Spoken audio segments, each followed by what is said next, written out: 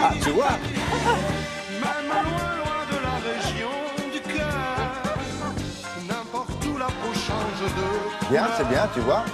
Voilà. partir avant. Haute en couleur.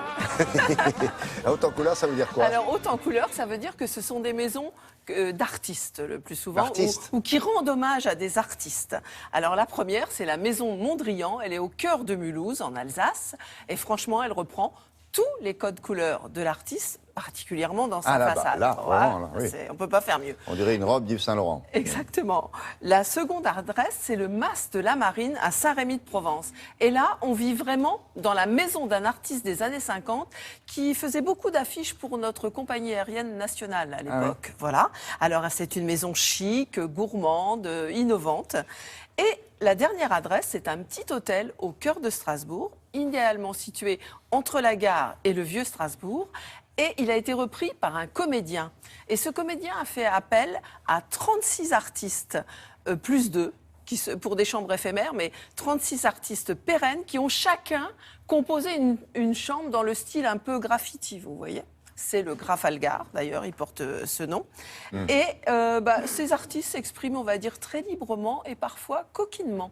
Ah ouais? Oui, Coquinement. coquinement. Vous allez Ah voir, ah. très coquinement même. Coquinement? Oui. Ah bon, tu vois?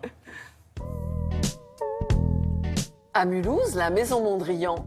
Ou comment faire péter les couleurs sous le ciel alsacien.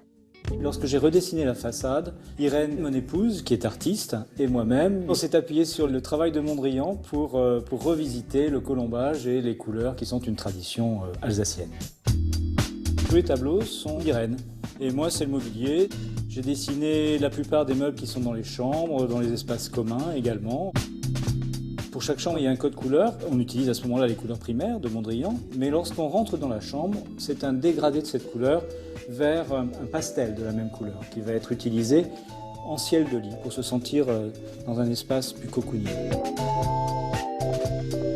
C'est un espace, effectivement, la maison Mondrian, où on peut dormir.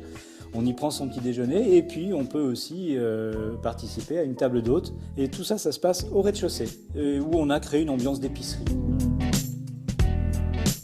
La maison Mondrian, un territoire dormant, mais aussi gourmand.